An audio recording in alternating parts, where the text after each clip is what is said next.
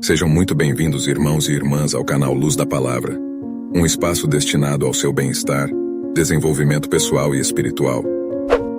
E tudo que está escrito na Bíblia é inspirado por Deus e serve para nos corrigir, ensinar e nos preparar para viver de acordo com a vontade do Senhor.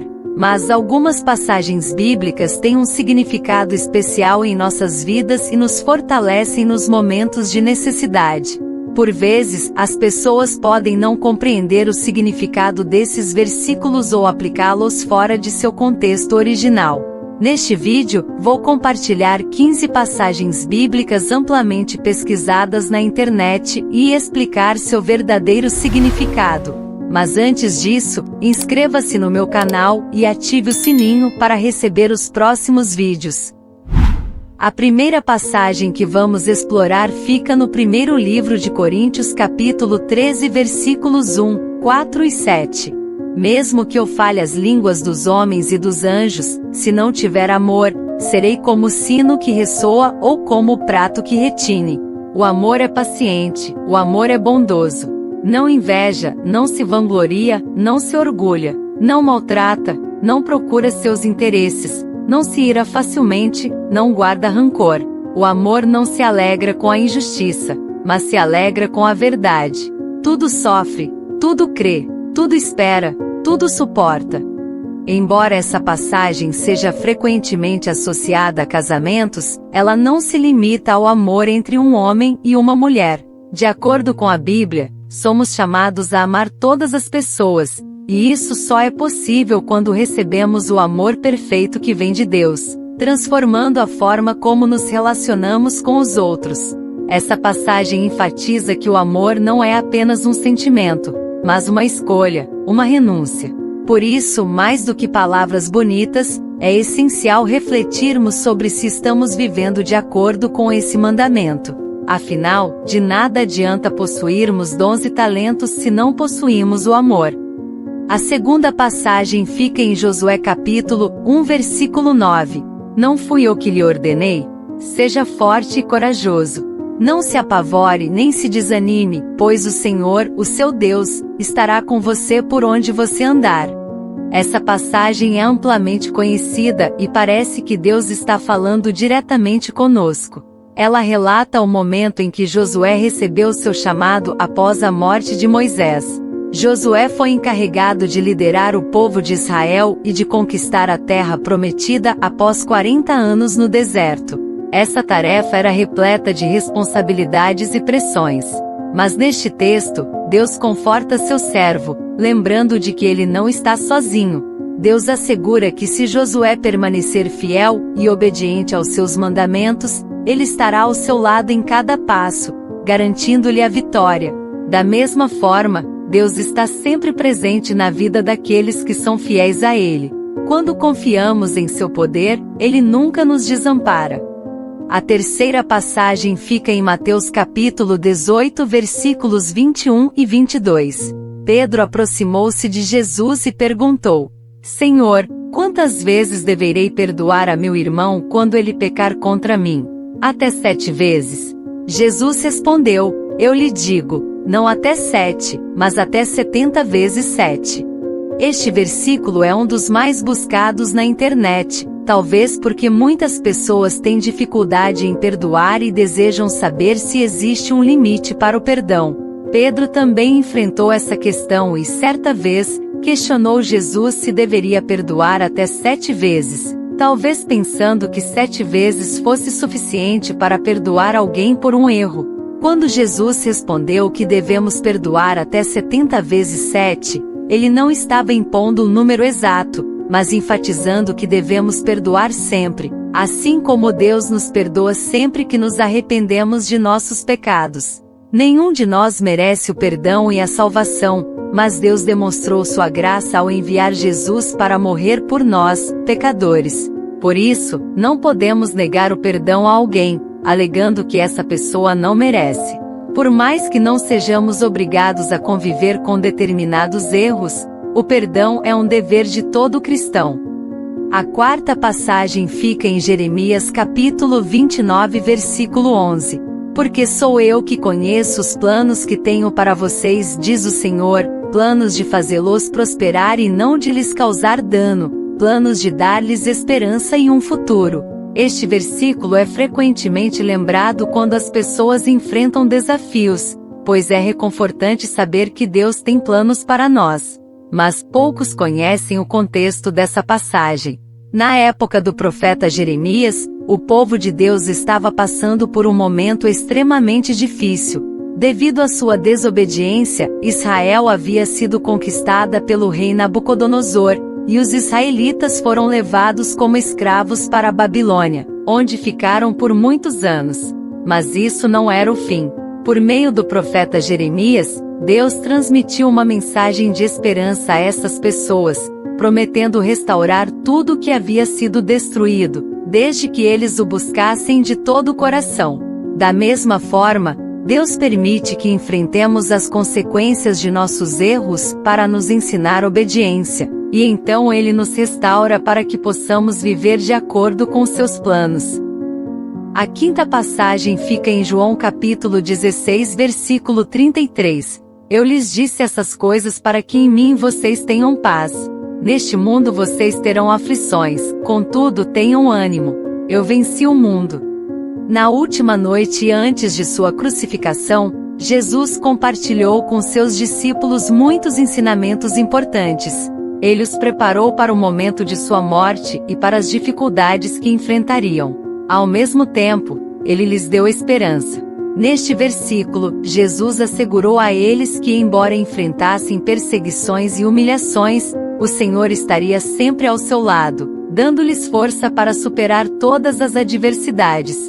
Por meio do Espírito Santo, Jesus também está ao nosso lado, nos motivando a seguir em frente e a não desistir quando passarmos por momentos difíceis. Ter paz em Jesus é possível, mesmo em meio às tribulações do mundo. E a sexta passagem fica no livro de Números capítulo 6 versículos 24 ao 26. Que o Senhor olhe para você e lhe conceda paz. Assim eles invocarão o meu nome sobre os israelitas, e eu os abençoarei. Não há bênção maior do que receber a presença, a paz e a graça do Senhor em nossas vidas. Por essa razão, ainda hoje, muitos pastores proferem essas palavras no encerramento dos cultos nas igrejas. Nesta passagem, Deus instruiu Arão e seus filhos, que eram sacerdotes, a abençoar o povo com as palavras: que o Senhor olhe para você e lhe conceda paz. A partir desse momento, todos os sacerdotes do Antigo Testamento abençoaram os israelitas dessa forma quando eles iam ao templo adorar o Senhor e apresentar seus sacrifícios. E a sétima passagem fica no livro de Romanos capítulo 8 versículo 28. Saibam que todas as coisas cooperam para o bem daqueles que amam a Deus, daqueles que são chamados de acordo com o seu propósito. Este versículo é uma fonte de conforto quando as coisas dão errado em nossas vidas e não entendemos por que passamos por provações.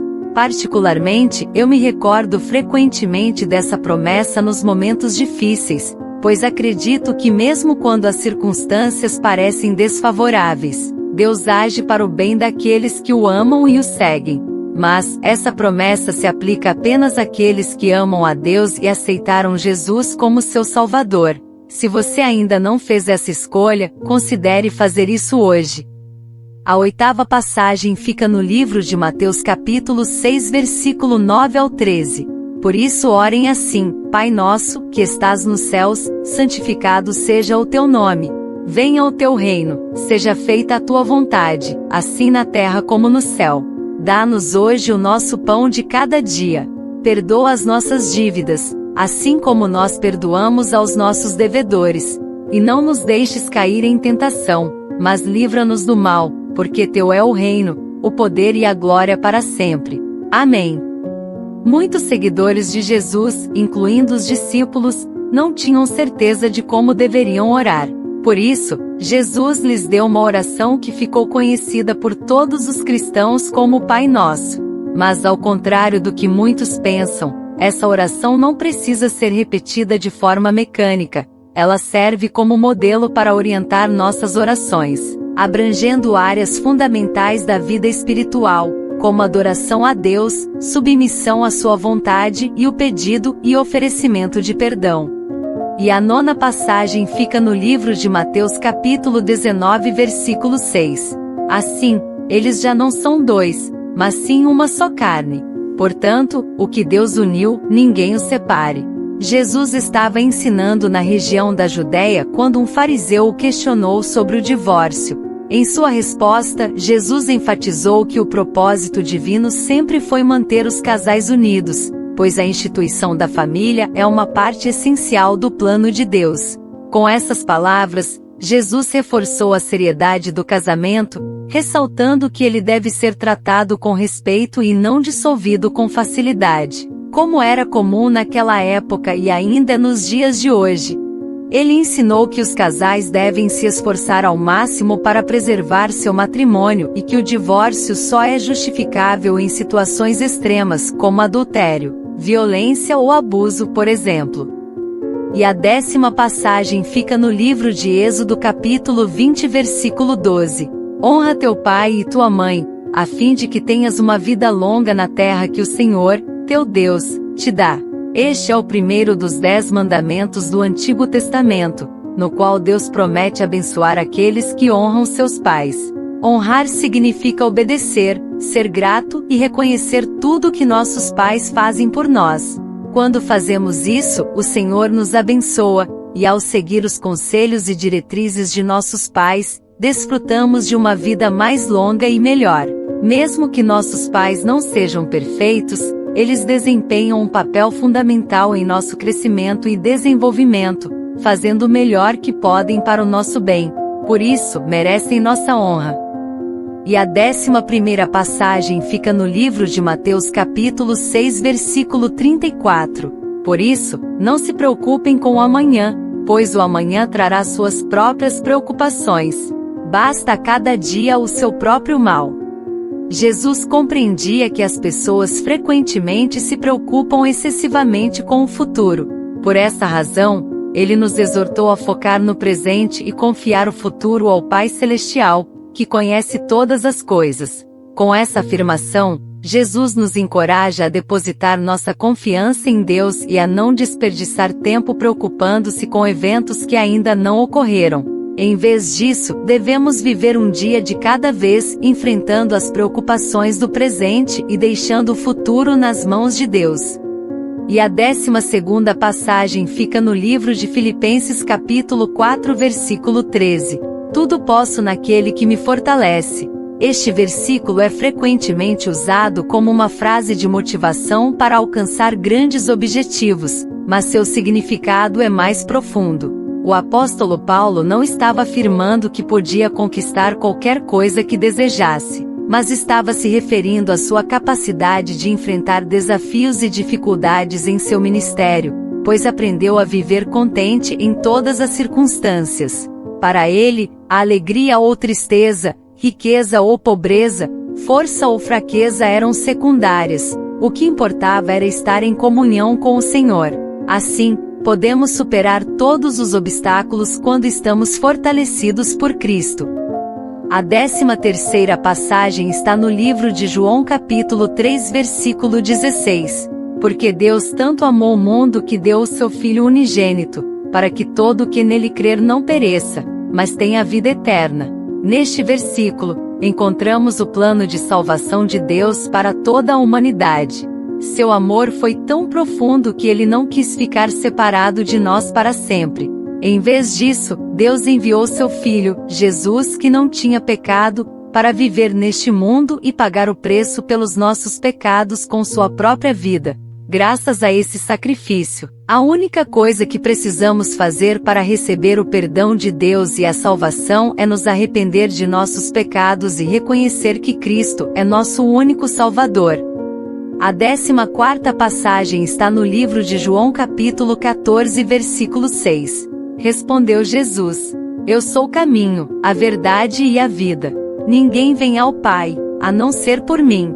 Nesta passagem, Jesus estava falando com seus discípulos sobre o que aconteceria após sua crucificação e como eles poderiam encontrar o caminho para o Pai.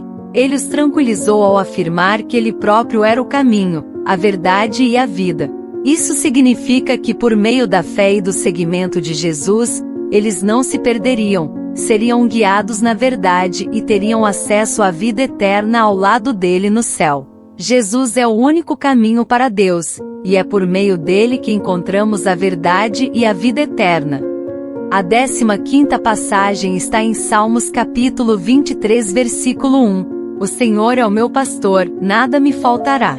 Este é um dos versículos mais conhecidos da Bíblia. Davi, o autor, fala sobre a confiança que tinha na fidelidade e no amor de Deus. Ele cuidava de ovelhas quando era jovem, e por isso, sabia como um pastor se relaciona com seu rebanho. Assim como um pastor cuida de suas ovelhas, Deus cuida de nós. Ele nos alimenta, nos dá água, nos protege de perigos, nos cura quando estamos feridos e nos guia quando nos perdemos. Mesmo em momentos de cansaço ou preocupação, Davi sabia que Deus cuidaria dele. Da mesma forma, podemos confiar que Deus é nosso pastor e proverá tudo o que precisamos. E agora eu quero saber, qual é o seu versículo bíblico favorito? E por que ele é especial para você? Deixe sua resposta nos comentários, ficarei feliz em ler o que você tem a dizer. Meu amigo e minha amiga, chegamos ao final desta poderosa oração. É um prazer imenso estar compartilhando ela com você. Acredite, as palavras que pronunciamos em fé têm um poder tremendo. Agora é o momento de confiar plenamente que Deus ouviu você e está agindo em seu favor. Se esse momento tocou seu coração, convido você a dar um like neste vídeo e compartilhar com aqueles que você ama. Juntos podemos espalhar a luz da palavra e levar essa mensagem de esperança e amor para mais pessoas que precisam dela. Não se esqueça de se inscrever no canal para receber uma oração poderosa como esta a cada dia. Aqui estamos comprometidos em nutrir nossas almas e cultivar uma vida cheia de significado e propósito. Então abracemos a felicidade e vivamos com gratidão. E acima de tudo, nunca duvide do imenso amor e cuidado que Deus tem por você. Que Ele continue guiando os seus passos e iluminando o seu caminho com a luz da palavra. Agradeço a sua presença e nos vemos nos próximos vídeos. Que Deus te abençoe e te guarde hoje e sempre. Amém. E se você gostou desse conteúdo, não deixe de assistir também esse vídeo que está aparecendo agora na sua tela. Clique nele para continuar assistindo mais ensinamentos edificantes e abençoados como esse. Te espero lá, irmão e irmã. Vamos juntos nessa jornada, rumo à luz da palavra.